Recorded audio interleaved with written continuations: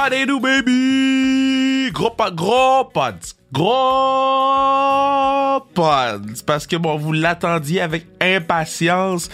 Ceux qui étaient pas là au live m'écrivaient toujours pour me dire qu'est-ce que quand le pod du live sort, quand ça sort, eh bien on sort une partie, donc une entrevue du podcast live sans restriction 02, hein, parce qu'on se rappelle qu'on avait fait un virtuel, là, on a fait un devant public, puis là quand les restrictions vont s'assouplir un peu, là on va pouvoir en faire un autre, puis je vous dis vous allez être saisis. Vous allez écouter ce pod-là, vous allez dire comment ça se fait que j'étais pas là, puis comment ça se fait que j'ai manqué des choses. Parce que, naturellement, il y a des choses qu'on garde exclusifs aux gens qui étaient là. Donc, si t'étais là, il y a des choses qu'il y a juste toi qui peut, qui a entendu, qui peut savoir, right? So, vraiment, vraiment content de vous présenter ce premier épisode-là du mois de l'Histoire des Noirs avec Jean-Pascal. On se rappellera que pour moi, le mois de l'Histoire des Noirs, c'est une célébration. C'est d'aller redécouvrir des gens qu'on connaît ou qu'on ne connaissait pas, de redécouvrir des histoires, un peu comme celle de Art Doring qu'on a mis sur sa restriction dans les Reels. Si vous l'avez pas vu, allez la regarder parce que c'est le premier joueur noir qui a signé un contrat dans la Ligue nationale. Donc le premier joueur à jouer, c'est Willie O'Ree, mais le premier qui a signé un contrat, c'est Art Doring. Qu'est-ce qui est arrivé à ce gars-là? Ben, vous irez voir ça sur nos réseaux sociaux. Encore une fois, allez suivre sa restriction. Ça va bien en ce moment. Classique KR, ça avance la Classique KR. On annonce des joueuses pour le showcase de hockey féminin. Les gens paniquent, il y a déjà des gens qui achètent des billets. Il y a plein de gens qui achètent des billets. Je suis comme, god damn. Puis je sais pas, on va avoir droit à combien de personnes. So, dépêche-toi à aller acheter tes billets. www.classickr.ca. Sinon, le point de vente Classique KR, vous allez trouver vos billets pour le match. Tu ne veux pas manquer la 7e édition de la Classique. Emmanuel, mon partenaire et moi, on fait du brainstorming à tous les jours. On travaille là-dessus à tous les jours. C'est pour le camp. On se rappellera, c'est pour le camp. Notre objectif est 50 000 $. On est rendu à 13 500. On brainstorm à tous les jours et il y a comme eu un déclic pendant la fin de semaine du match des étoiles. Hein? On a eu un déclic. Il y a plusieurs choses que vous allez voir, que vous allez être saisis lors de la Classique KR. Et peut-être même que vous allez voir un certain Jean-Pascal qui est sur le podcast. On s'en va l'écouter. On se rappellera que le podcast est enregistré le 30 novembre devant public. Donc, 30 novembre. Donc, c'est certain qu'il y a des choses c'est le 30 novembre. OK? On avait le droit d'être ensemble. On avait le droit d'être un par-dessus l'autre le 30 novembre. On savait même pas c'était quoi le Omicron. Omicron, c'était le groupe qui chantait Poutine Bahaïl. OK? Bon. On s'en va écouter JP, Jean-Pascal, baby!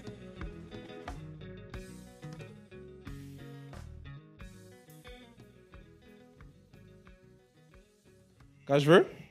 Vous allez voir, OK, ceux qui c'est la première fois qu'ils me voient faire un pod, c'est vraiment zéro professionnel, OK? J'ai zéro question. Il sait, il part de la pratique, exactement ce qui va se passer. Yo, les boys sont là. So, ça commence comme suit. OK? T'es prêt, Jean? Ouais, toujours, always. Alright. I was born ready. You're born ready. OK, so, mon invité, premièrement, merci tout le monde d'être présent pour le pod. C'est vraiment nice. Je suis vraiment content que vous soyez ici. Je suis vraiment content parce que... Tu veux-tu que je te donne un petit conseil pour les prochains invités? Un petit conseil pour les prochains invités. Ouais, avoir peut-être un tabouret, comme ça, les drinks, on n'aura pas besoin de... Ah! Bruno, est-ce qu'on a un tabouret pour les drinks? I'm just saying. Roi Jean, il veut un tabouret pour les drinks. Non, mais ça serait bien, ce serait plus pratique, non? Je suis totalement d'accord avec toi. Bruno va faire des pieds et des mains. J'ai l'œil du détail. Pour trouver... Et là, Bruno me regarde et il n'y a pas de tabouret. Il n'y a pas de... Malheureusement, c'est ça. Mais non, mais si tu le tiens, t'es bon. C'est bon, mais je bouge beaucoup quand je parle, tu sais. Ça va être le meilleur podcast ever. So, mon invité, Jean-Pascal, on a fait un bet avec Bruno parce que quand t'étais... Est-ce que tu te rappelles que t'es venu au Kevin Raphaël Show, oui? Ouais, très bien. OK, so, quand t'es venu au Kevin Raphaël Show, t'étais arrivé genre entre 30 et 45 minutes en retard, right? Ça, je m'en rappelle pas. Moi, je me rappelle. So, on avait un over-under que t'allais arriver... Moi, j'avais dit passer 8h15. Bruno, il avait dit avant 8h15. OK. Non seulement t'es arrivé en avance de 15 minutes, mais tu m'as roast en arrivant. Qu'est-ce que tu m'as dit en arrivant, Jean? Ben, je t'ai dit... Qu'est-ce que je dis exactement? Je t'ai dit beaucoup de choses. Tu m'as dit qu'il fallait pas te sous-estimer. Puis que les... Exactement, Vas-y. il faut pas me sous-estimer. Tu sais, c'est comme à la boxe. Les petits jeunes me sous-estimaient, sont venus sur le ring, ils disaient « Ah, Jean-Pascal, il est jeune, il est vieux, c'est à prendre sa retraite, ça fait longtemps qu'il n'a pas boxé. » Fait qu'ils sont venus m'essayer, puis pouf, pouf, pouf, puis ils sont tombés. Comment? Ils sont tombés à terre, j'ai repris la ceinture grâce à ça. Les gens m'ont sous-estimé. Alors, il ne faut jamais sous-estimer Jean-Pascal. Et je pensais que toi, Brotherhood, We Black, je pensais que tu aurais eu mon bac. Sur tu le comprends? Blackness, genre. Je pensais que tu aurais eu mon bac, même pas. En fait, c'est parce T'as que... pas vu? Wow! Wow, t'as vu? OK, attends, tout va bien. Tout va bien. OK, attends, je vais avancer la chaise parce que on va avoir un répète très grave. Tout va bien. Je veux pas rentrer dans les débats de couleur, quoi que ce soit, parce que moi, je suis loin d'être raciste, mais... Mais t'es un Québécois, par exemple. Exactement, je suis made in Québec, mais ton compagnon de couleur de visage plus pâle... Qui? Ben, ton compagnon qui a dit arrivé avant Oh, le toi. blanc! Tu comprends? Je voulais pas rentrer dans les jeux de couleur. Je voulais pas rentrer dans les jeux de couleur. M'a donné une petite avance sur toi. T'aurais dû dire, ben non, c'est mon frère, il est black, we're gonna show you. Mais en white fait, people. c'est parce que je suis black que je sais que tu vas arriver en retard. Parce que... C'est quoi tu m'as dit tantôt? Même à l'aéroport, on pense? Non, ben justement, on disait comme ça. J'ai vu un mème un peu plus tôt ce Toi, matin. tu dis même? Ben, whatever. C'est quoi? C'est même ou mime? Meme. C'est un meme? Whatever. Un Ok, mime. un Yo, meme. comment J'ai come vu, on? come on, Comme là. si tout le monde sait. Hey, C'est quoi? C'est un Exactement. mime ou un mème? un meme. Toi, tu sais? Ben, tout le monde m'a compris, non? Tout le monde t'a C'est compris. ça l'important. Ok, j'arrête C'est de que niaiser. j'ai vu que la seule place que les Haïtiens respectent l'heure, c'est à l'aéroport. Puis moi, puis moi, je dis, même là, des fois, ils pensent que l'avion va les attendre. Yup! toi qui voyages beaucoup, là, OK? Mais c'est vrai que, justement, moi, je voyage beaucoup, puis j'ai déjà fait attendre l'avion. J'allais, je pense, j'étais vraiment plus jeune. En plus, on allait dans une compétition internationale. Non, en Saskatchewan. T'as passé de international à Saskatchewan! Ben, à mon âge, j'avais 19 ans, c'était international pour moi. OK, À 19 ans, c'était international. Bon, puis l'avion décollait à 8 heures, je crois. Puis je me suis levé en retard. Mon frère m'a porté à l'aéroport. Je pense qu'on était sur la 15, puis il était déjà 8h15. Et l'avion décollait à 8h, puis il m'a entendu. Mais c'est J'ai quoi, pris l'avion, il m'a entendu. Je suis arrivé, je pense qu'il était peut-être 9h, puis ensuite, on a décollé. Fait que depuis ce jour-là, je dis, même l'avion m'attend. Wow!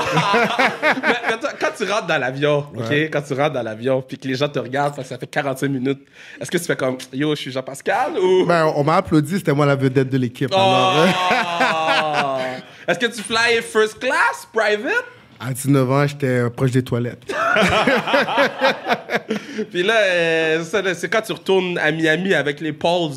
J'ai vu ton Instagram. Ils sont Ouais, sur toutes tes justement, posts. bon, justement, je les ai parlé avant-hier. J'ai parlé avec Jake Paul, il m'a envoyé un DM, puis il m'a dit qu'il qu'il a 2 tickets pour moi pour le combat. Alors, je vais probablement aller à Tampa Bay. Je pense que le combat, c'est le 18. T'invites Mais par qui? contre, avant... Comment? T'invites qui? Ton ami. Exactement. Lui, il a mon bac au moins, tu comprends? Yo, damn! Exactement. OK. Mais avant, je vais être à Dubaï. Je m'en vais à Dubaï le 10. Fait que de Dubaï, je m'en vais dans un événement de crypto. Crypto, c'est la mode, c'est temps-ci. Oh my God! Toi aussi, t'es un Exactement. patinet crypto, bro? Moi, je te parle de cob. C'est le cob est là, moi, je suis là. Yo, shit, c'est la meilleure ligue des 150 quelques épisodes du podcast. OK, so là, tu vas à Dubaï? Exactement, Dubaï. Puis de Dubaï, je vais fly direct à Tampa Bay. Puis après ça, je vais revenir dans le froid du Québec. Puis est-ce que tu vas dire à tes boys, À mes boys. ben les pauses, que je suis prêt? Parce que ça fait 9 mois que je fais de la boxe, right? Envoie-moi une vidéo, un footage. Comment avec tu tes veux une meilleurs- vidéo? T'as avec, pas de- avec tes meilleurs highlights. Je vais les send. Tu veux un highlight de sac? Un peu de tout. OK, je vais t'envoyer un highlight pour vrai, hein? Moi, je suis down. Tu vas le renvoyer, puis... Ouais. Ben, si j'envoie ça, je deviens ton gérant, fait que je prends 15%. Chat! Oh, OK, c'est bon, parce que... c'est autre sujet. So, Exactement. Dans le domaine artistique, on m'a dit que c'était 25, 30, des Non, fois. OK, c'est bon. Ouais. Bon, c'est quoi qui se passe avec toi en ce moment, là? Parce que En là, ce moment, je m'entraîne un peu. Ouais. Sincèrement, c'est pas... je suis pas... Tu sais, normalement, quand je suis en compétition, je m'entraîne 5 fois par jour, 5 fois par jour. 5 fois par semaine, 2 fois par jour. Des fois 3. Là, en ce moment, je m'entraîne... 2 fois par jour, bro? 5 fois semaine. Puis là, en ce moment, par contre, je m'entraîne 3 fois semaine, 1 fois par jour. Mais quand je vais avoir une date de combat, c'est là qu'on va ouvrir la machine. Lazy shit, là. 3 fois semaine, 1 fois par jour. Non, OK. Comment ça fonctionne, ça? Est-ce que tu appelles ton promoteur et tu dis, moi, je veux me battre contre telle personne, ou tu attends que quelqu'un te challenge, ou prochain aspirant? Comment ça fonctionne? Ça va dépendre des opportunités. C'est jamais pareil pour tous les boxeurs.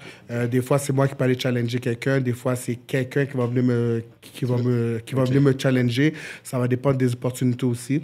Alors, en ce moment, on regarde le battlefield. Puis on va essayer de se positionner là-dedans. OK, je vais reposer ma question autrement. Tu veux te battre contre qui? Ben là, le premier sur ma liste s'appelle Kevin Raphaël. Hey! Pour le cas, je le fais. Exactement. Pour le cas, je t'offre un demi-round. Je pense qu'on pourrait remplir Sandbell. Je pense que t'as bu trop de double rum and coke. On va remplir le centre rien. Mais OK, mais pour vrai, c'est contre qui t'aimerais te battre? Sincèrement, pour de vrai, tu sais, moi, je me suis battu contre tout le monde. Donc maintenant, tu sais, je suis rendu un vétéran. Je suis rendu à 39 ans. Ouais, mais moi, il y a un patinet. Je suis pas encore cheveux gris. Non. T'as fait de la chasse à mon ici, hein? Je sais. Donc, non, mais je suis rendu à 39 ans, fait que je suis un vétéran. Alors, c'est plus moi qui va vraiment courir après les gens, c'est plutôt les plus jeunes. Jusqu'à présent, il y a 2 jeunes qui ont couru après moi. Il y avait Ebiali, en Floride. On disait que c'était mon dernier combat. Je l'ai arrêté au 6e round. Ensuite, il y a Marcus Brown, qui va boxer le 17 décembre contre Arthur Beterbiev. Moi, je l'ai battu au 8e round. J'ai knocké au 8e round. C'était au Barclays Center. Ouais. Puis là, après ça, j'ai battu Badou Jack. Donc, tout le monde m'essayait. Ils ont tous perdu. Fait qu'ils ont dit que le petit vieux, il n'est pas si vieux que ça. OK.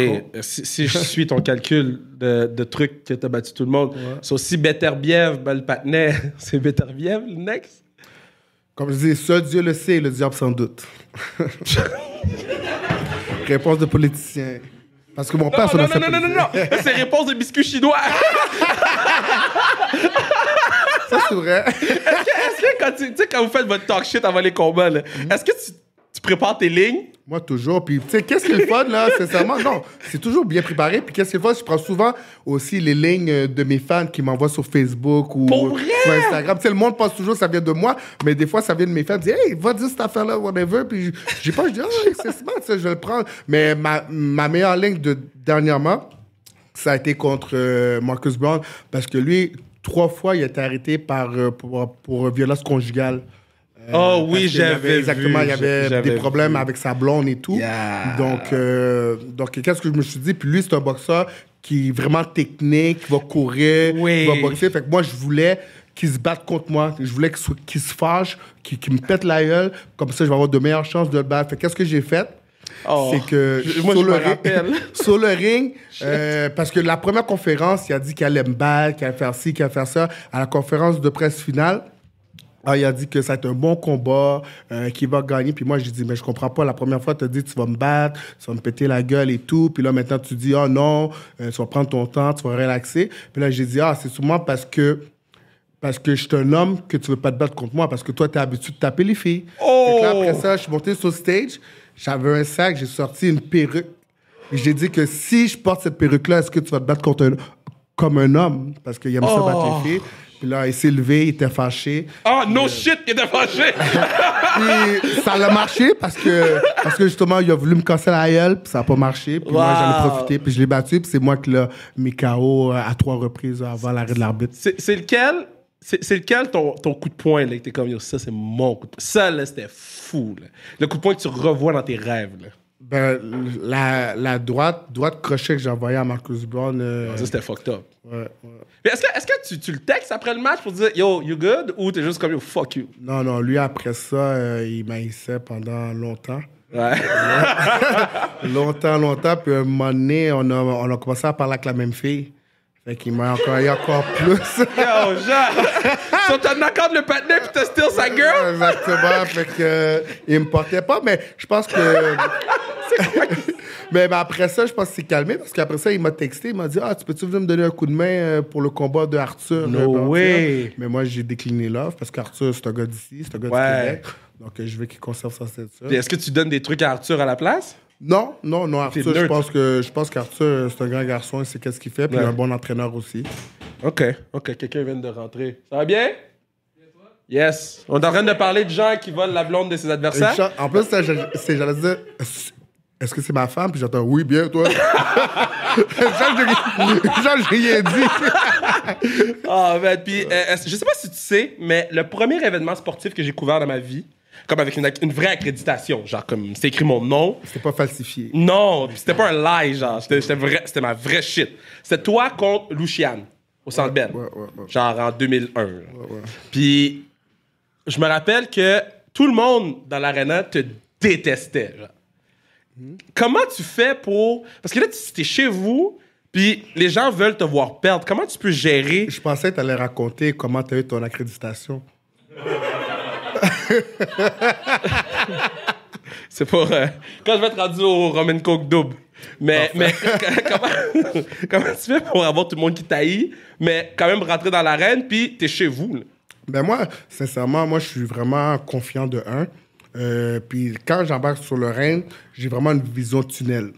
Fait que je vois pas vraiment les gens alentour, qu'est-ce qui se passe. Je suis vraiment concentré. C'est très rare. Tu sais, j'ai des voix spécifiques que je vais entendre, comme mon grand frère, mon entraîneur, mais c'est vraiment rare. Puis la journée que j'ai vraiment réalisé ça, j'étais au Centre Bell. Il y avait un match entre les Canadiens et Pittsburgh. Quand on était bon? Ouais, on était pas super bon, c'était ce gros mot, mais pas super. Puis, exactement, puis je regardais la game, puis à un moment donné, ma jambe est comme ça. Elle tremble, puis là, je comprends pas. Là, après ça, je regarde la game, puis ma jambe, elle tremble. Puis là, c'est à ce moment-là que je venais de réaliser que moi, quand j'ai boxé, il y avait, parce que le Centre Bell était pack, il y avait tout ce monde-là, plus la patinoire était pleine. Ouais. Moi, j'avais jamais réalisé que je boxais devant autant de gens, tellement que je suis focus, j'ai une vision tunnel. Je regarde, puis c'est là, il y avait 21 000 personnes, plus 2 000 personnes sur la glace. C'est là que j'ai commencé à capoter, puis c'est là que je me suis dit, une chance que je pense pas à ça pendant le combat. Puis l'autre combat d'après, là, j'ai repensé à ce que j'ai vu au Centre Bell, puis j'ai commencé à shaker. Puis j'ai dit, non, retourne dans ta bulle, puis pense ta vision du tunnel. Je suis revenu à ma vision du tunnel, puis tout s'est bien passé. Mais c'est pour ça que c'était important, vraiment, dans qu'est-ce que tu fais d'avoir une vision du tunnel, de te concentrer sur ce que tu as à faire, puis pas te laisser déconcentrer par les choses extérieures. C'est un bon conseil que je vais essayer d'utiliser dans ma vie. Dans toutes les étapes de ma vie. Kovalev, c'est comme les femmes. C'est quand tu as une blonde, il faut que tu aies une vision de tunnel. Il ne faut pas se laisser distraire par les choses extérieures. T'envoies des messages?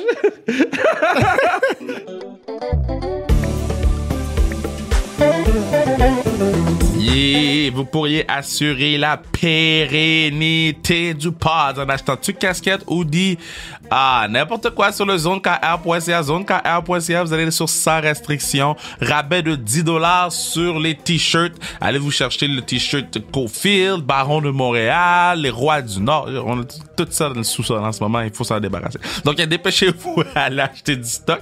Sur ça, on retourne. Puis tu sais quoi? Allez acheter des billets pour la classique KR. C'est encore plus important. C'est pour le camp. Donc, sur ça, on retourne écouter ma main man JP, Jean-Pascal. OK, so, ma question. Est-ce que Kovalev frappe si fort que ça? Sincèrement, je suis pas un hater, mais oui, effectivement, Kovalev a une très, très bonne force de frappe. Ça a été ça a été le cogneur avec Carl Froch qui m'ont tapé le plus dur. Ah ouais? Puis entre lui et Froch, qui frappe plus fort? Moi, je pense que sans rien enlever, je pense que Froch, c'est plus naturel. Mais, naturel. Mais comme je dis, Froch, j'ai boxé avec lui en 2008. Ouais. J'avais 21 ans, donc j'étais plus jeune. Fait que, je pouvais prendre plus de coups. C'était plus facile à absorber. Maintenant, je suis plus vieux. C'est plus difficile de prendre les coups. Je suis moins résistant aux coups. Alors, peut-être, c'est pour ça que je pense que Kovalev frappe plus fort. Mais les deux frappaient vraiment fort. Parce que je me rappelle contre Carl Froch, c'était la première fois que j'avais des ecchymoses. J'avais mal à la tête après le combat. Oh, commotion cérébrale. Ouais, j'avais mal à la tête après le combat. Kovalev, c'est pas arrivé. J'avais pas mal à la tête. Mais je voyais double après le combat. Je voyais double, mais j'avais pas mal à la tête. Donc, qu'est-ce qui est le pire? Avoir mal à la tête ou voir double? Qu'est-ce qui est pire dans un combat? Avoir mal à la tête ou voir double? Ben, sincèrement, je pense que c'est avoir mal à la tête parce que avoir mal à la tête, le médecin m'avait dit, genre, endors-toi pas parce que si je dors, j'aurais pu m'endormir puis plus jamais me réveiller. Alors, pendant un certain moment, je me rappelle plus combien de temps, je pouvais pas dormir. Il fallait que je reste éveillé. Alors, contre Kovalev, qu'est-ce qui est bizarre, c'est contre Kovalev, je me suis pas rendu compte que je voyais double la journée même. C'est le lendemain, quand je me suis levé, j'ai ouvert la télévision. Je voyais 2 télévisions chez moi. Je fais wow. Puis ça l'a pris comme 2 semaines pour que ça se replace. Oh shit! Quand même! Ouais, c'est pas ça. Puis tu veux retourner, c'est des choses que les gens savent pas, qu'ils réalisent pas aussi. Mais c'est pour ça que la boxe, c'est le sport, je crois, le plus dangereux sur la planète. C'est pour ça que c'est important d'être toujours bien préparé avant d'embarquer sur le ring, parce que tu peux laisser ta vie, tu peux laisser ta santé sur le ring. Parce que moi, je vais être honnête avec toi, à chaque fois que les gens me disent Jean, moi, je suis comme, j'espère qu'il prend sa retraite, parce que pour vrai, il y a toutes ses facultés en ce moment. Exactement. Est-ce que c'est pas quelque chose qui te fait un peu peur de savoir que là, tu t'attends de savoir contre qui tu vas te battre? Genre, bro. Mais moi, je me dis. Tu bois de l'eau? Mais tu sais, moi, je me dis, si j'avais écouté de prendre ma retraite, je serais pas redevenu champion du monde. Moi, qu'est-ce que j'ai appris avec le temps en redevenant champion du monde, c'est ne jamais laisser l'opinion des autres devenir ta réalité. C'est pas à cause que les gens disent t'es pas bon, il faut que tu prennes ta retraite, t'es laid, t'es ci, t'es ça, que ça doit devenir ta réalité. Moi, c'est les gens m'ont dit, prends ta retraite. Si j'avais pris ma retraite, je serais pas devenu champion du monde. Fait que j'ai dit non, fuck them, excusez mon langage, fuck them, je me suis concentré. J'avais encore la passion, j'avais encore la discipline et le plaisir. Puis je voulais redevenir vraiment champion du monde. J'ai travaillé fort et je suis redevenu champion du monde. Donc c'est ça que j'ai inculqué à ma fille aussi, de ne jamais laisser l'opinion des autres devenir ta réalité. C'est pas parce que les gens pensent ça de toi que c'est vraiment ça la vie. Quand tu parles, on dirait que tu rappes. Est-ce que c'est quelqu'un sur Facebook qui t'a envoyé cette ligne? Non, même pas, c'est ça. Ça vient de moi, cette ligne-là, par contre. Est-ce que c'est toi le prochain directeur général du Canadien de Montréal? Ah, je pensais appliquer, mais... Est-ce que... Parce que Jean, je sais pas si vous savez, Jean, c'est un excellent joueur de hockey. J'ai dit, ben... Au passé, oui. Non, mais t'étais très bon. Ouais, j'étais très bon. Sincèrement, tu sais, je veux pas me péter les bretelles, là. Tu fais jamais ça. Jamais. Mais sincèrement, j'étais supposé de... Parce que moi, j'ai joué 2A au hockey. J'ai joué élite.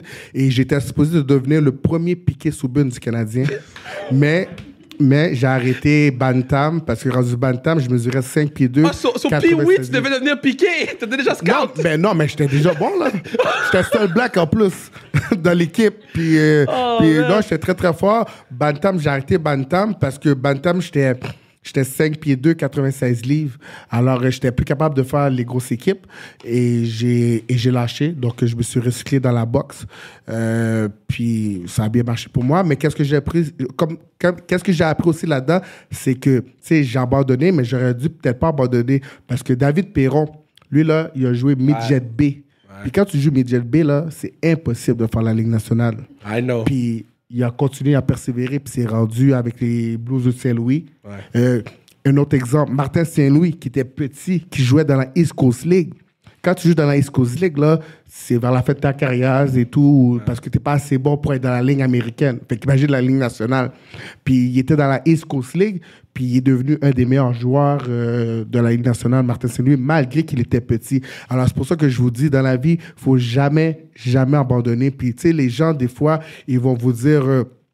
t'es pas capable parce que eux autres mêmes sont pas capables. Fait qu'ils veulent pas que tu réussisses. Alors, si tu as le désir, le plaisir, la discipline, mais surtout la persévérance, c'est là que c'est important de persévérer. Parce que moi, j'ai mon bon ami Bruni Surin, il m'a dit avant de réaliser son rêve, ça l'a pris 14 ans de travail des fois avant de gagner sa médaille d'or aux Olympiques en 96. Même 50 Cent, je connais bien, c'est 50 Cent. On va en parler de 50 Cent.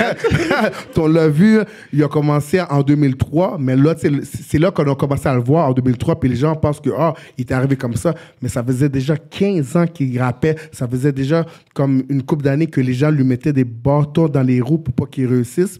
Mais qu'est-ce qu'il a fait? Il a persévéré, il a cru en lui, il a été discipliné, et il a réussi. Est-ce que t'es en beef avec 50 ou non? Parce que J'étais en c'est beef. difficile à suivre votre relationship. On dirait power. Là. J'étais en... 50 se prend pour un autre, donc... Ben, Let's go, TMZ! non, 50, sincèrement, c'est un bon gars, mais qu'est-ce que j'ai trouvé wack, c'est que, tu sais, il m'avait donné de l'argent.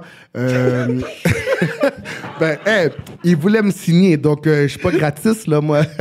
Il m'avait donné de l'argent pour mon camp d'entraînement à Las Vegas, puis parce qu'il était dans la boxe dans ce temps-là, puis il voulait signer des boxeurs et tout, puis il m'a donné de l'argent, je me suis entraîné dans son gym et tout, c'est là qu'on a commencé notre relation.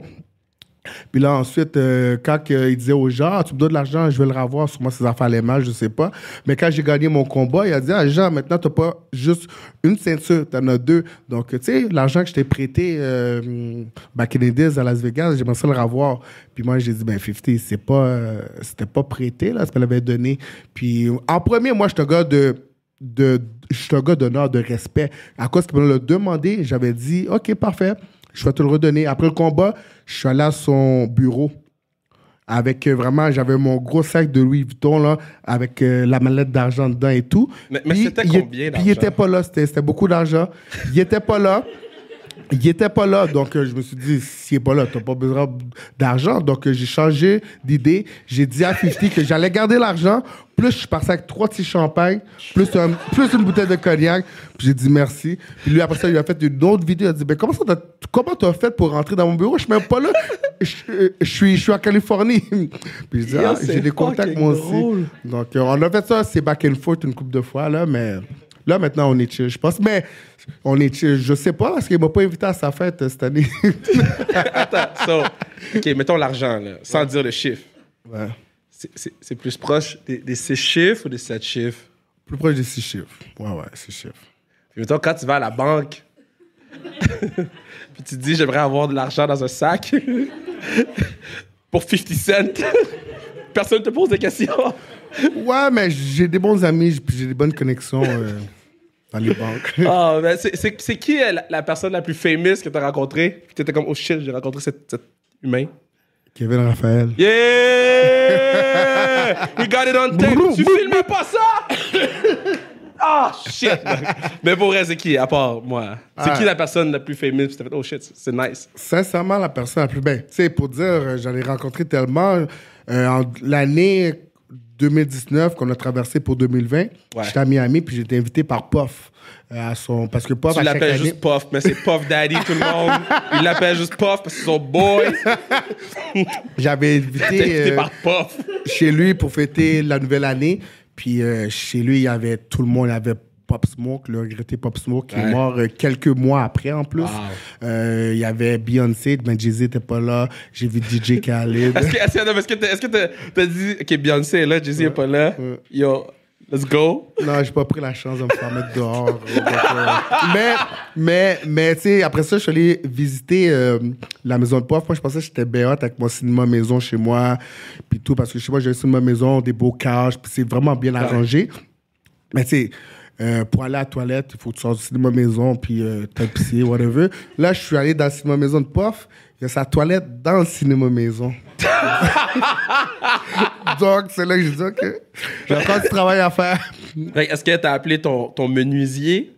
Non, je suis pas encore rendu là. Puis même, encore une fois, un moment donné, là, ces gens-là me rapportent toujours sur Terre parce que moi, à un moment donné, je pensais, je suis bon. Je suis allé chez Rick Ross. Puis Rick Ross, il a acheté la maison de Evander Holyfield. OK. Le boxeur. Puis il est en bif avec 50. Puis 50, lui, il avait acheté la maison de Mike Tyson. Tu comprends? C'est ça, les gars. C'est quoi? C'est la compétition. Puis, juste sa piscine, là, à Rick Ross, c'est la grandeur de ma cour. Fait que là, c'est là, quand je suis sorti chez nous, c'est là que j'ai vu que j'étais encore sur le BS, là, pour moi. Là. C'est là que je dis, non, je suis pas encore rendu. Quand t'arrives dans la maison de Rick Ross ou de Puff, la maison de Puff, est-ce que tu t'es comme, yo, faut que j'envoie des Snapchat à mes boys? Il faut pas que tu montres que t'es impressionné. Oui, sinon... mais il faut quand même que tu montres que t'es impressionné. Non! Ben, moi, je montre que, oui, c'est chill, c'est fat, ben, t'sais. Il faut pas que tu montres trop t'es impressionné, parce que les gars, tu sais, qu'est-ce qui est bizarre, c'est que moi, je les vois gros, mais eux autres, ils me voient comme eux ou plus gros qu'eux autres. Ouais, Tu sais, ouais, tu comprends? ouais, Fait que ouais. c'est parce que moi, je suis champion. Fait qu'ils respectent ce que je fais. Ouais. Moi, eux autres, je respecte ce qu'ils font. Fait que, tu sais, on est comme monsieur, Yeah. madame, tout le monde entre nous, là. Il reste plus beaucoup de temps, là, mais est-ce qu'à un moment donné, tu te battais contre quelqu'un? Est-ce que tu as déjà spot quelqu'un? Tu as fait, yo, cette personne est à mon combat. Pendant que tu te battais. Ouais, c'est déjà arrivé. Qui? Sincèrement, vite comme ça, là, je me rappelle plus. Mais c'est déjà arrivé. C'est déjà arrivé. C'est probablement une femme, mais... J'en doute même pas, genre. mais J'en doute même pas. ouais, genre. t'as raison. C'est déjà arrivé. OK, puis c'est la question que je pose aux joueurs de la Ligue nationale. Je vais te la poser à toi. Si tu peux avoir un line-up de rêve. Là. Un gardien de but, toi, t'étais attaque ou def? Moi, j'ai commencé défenseur, mais j'ai fini ailier gauche. OK. Est-ce que tu back-checkais? Toujours. OK. J'ai le bac de mes coéquipiers, moi. Oh! Damn! By the way, moi, j'avais ton bac, hein. J'ai pris un rum and coke double. Ok, ouais. Parce que t'avais un rum and coke double. Moi, il était simple. Non, Parce que il était double. Toi, tu voulais un double. Non, hey, j'ai vu Félicia verser la fin. J'ai dit, mais non, je conduis pas ce soir. Cheers. Comment? Cheers, fuck. Cheers. Yeah, cheers. Ça lit tes pantalons. Oh, fuck. Comment je vais boire? Shit. Attends un peu. Oh, fuck. Je pourrais bouger le micro? Je t'avais dit que t'avais besoin d'une table d'appoint. Hein? Je l'ai. Une table. OK. Pat est là. Pat a mis son swag. Bon, OK. OK, tout est beau. OK, c'est quoi ton line-up de rêve? Un gardien de but, 2 defs, puis 2 attaquants. Sincèrement, un gardien de but, là, je prendrais Ross Amber. Est-ce que vous connaissez Ross Amber? Pourquoi tu veux mettre Rosenberg dans les buts? C'était bon, parce que quand j'ai arrêté ma carrière de joueur professionnel, C'est de la faute à Ross. Non, c'est que j'ai commencé à jouer dans la ligue de garage. Ouais? Puis j'étais avec Ross. C'était mon ancien soigneur, Cutman, à la boxe. Puis il me disait, Jean, viens jouer avec nous, puis toi, on est bon. Moi, là, je suis gardien de but. Je suis le meilleur gardien libanais qui a pas sur la planète. Libanais? Puis, attends, écoute, puis moi, je suis comme ça. Oh, shit, doit être bon, le meilleur gardien libanais. Je l'ai vu jouer, là. Je comprends pourquoi il est le seul gardien libanais. Parce qu'il était pas, je pense, à peu près. Shout out Russ. Russ est Shout out nice. Russ. Shout out Russ. Russ, c'est un good guy, Ah, pour man. vrai, il était tellement mauvais.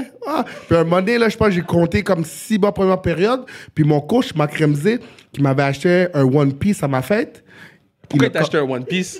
Ben, pour ma fête, là, je sais pas. Mais c'était un One Piece comment? C'était un One Piece genre Morph Suit? Ou c'était un One Piece Non, un One Piece, tu sais... un One Piece genre pyjama? c'est les bâtons, non, c'est les bâtons, là. C'était un bâton Ah, tu spécial. parles whatever. du bâton de hockey? Oui, oui. Je pensais qu'il t'avait acheté un One Piece! Non, One Piece, je pense du bâton de hockey. Puis sur la glace, il me l'a cassé. Le bâton qu'il t'a acheté? Oui, puis je dis... C'était mon cadeau de fête. Oh, Il man. m'a même pas racheté un autre après. Non, je pense qu'il a vu ton vidéo de l'argent avec 50. Fait que C'est c'est ça, quoi, il est les- bon. Non, c'était bien avant ça. C'est très drôle. OK, Rosenberg dans les buts. Non, je faisais une joke, mais pour de vrai, je faisais une joke. Pour de vrai, je prendrais notre Québécois, Marc-André Fleury. Marc-André Fleury. Oh, exactement. nice. J'aurais besoin d'un goon, j'irai avec la RAC. OK, toi, tu veux... OK. Après ça... La RAC qui joue en attaque ou en def? Ailier droite. OK. Ouais, ailier droite. Après ça, je prendrais comme ailier gauche... C'est toi, l'ailier gauche. Comment? Toi, t'es l'ailier gauche. Ok, je Il te suis faut un droite, centre. t'as raison, il me faut un centre. Comme centre, j'irais avec... Crosby. Il me faudrait, non, McDavid. Ok. Il est rendu vieux, là, Crosby. Là. Mais non, c'est toi qui as dit que les vieux sont jamais vieux s'ils peuvent, ils veulent. Ouais, mais ça, l'affaire, c'est que moi, c'est one-on-one, fine, mais là, sur la glace, on OK, cinq. OK. So, McDavid, McDavid, Larac, Jean-Pascal. Ouais, OK, puis c'est qui je te dis, ça ferait un trio d'enfer. c'est qui les deux defs? les deux defs, j'irais avec... Malahov.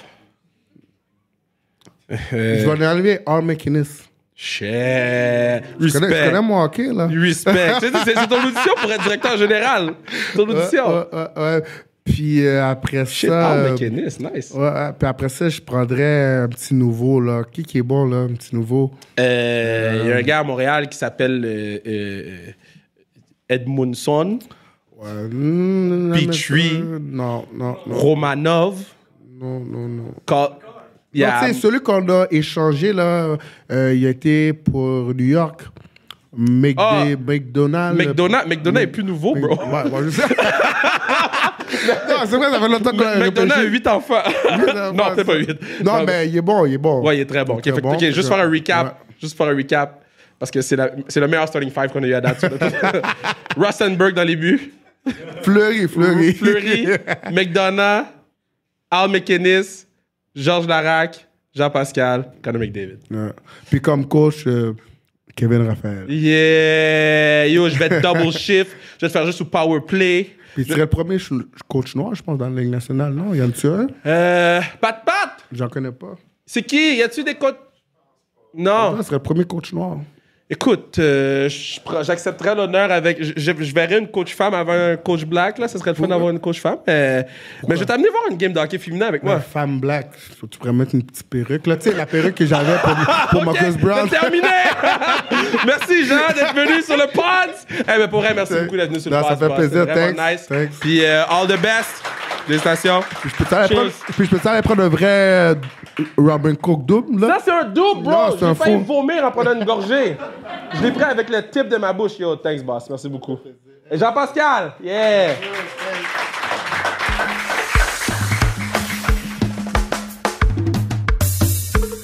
Yeah, c'était nice, man. C'était nice de le faire devant le public parce que, tu sais, tu le fais devant le public, il y a comme un ajout de pas de stress parce que on n'est pas stressé. Puis Bruno non plus n'est pas stressé dans la vie. Puis encore une fois, bravo à Bruno, partenaire du pod, qui fait un travail exceptionnel, qui rend tout ça possible.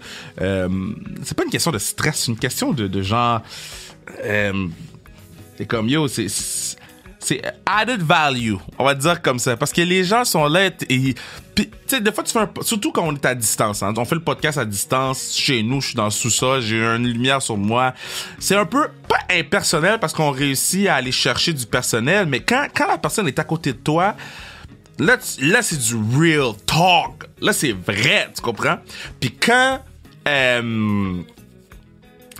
il y a une foule, mais les gens ressentent le besoin peut-être de donner un show parce que tu sais, tu veux pas te décevoir les gens qui se sont déplacés, surtout qu'il neigeait cette journée-là. Donc non, c'était vraiment nice. C'est ça tout le monde qui est venu, puis là on va avoir droit à plus de monde là, éventuellement suite à l'assouplissement des restrictions là. Puis quand on va avoir plus de monde, quand on va avoir droit à plus de monde, excusez-moi, on va vraiment être embarqué un par-dessus l'autre au Nestor. Le setup est sick. Si vous avez pas vu, allez sur notre page Instagram sans restriction. Il y a un petit vidéo que mon boy Raffin a fait, donc allez voir ça. Puis sinon, man, je vous souhaite une belle semaine. Puis oubliez pas, c'est une célébration. Puis oubliez pas, on est black au mois de février, mars, avril, mai, juin, juillet, août, septembre, octobre, novembre, décembre. Janvier aussi, j'ai oublié de dire janvier. Yeah.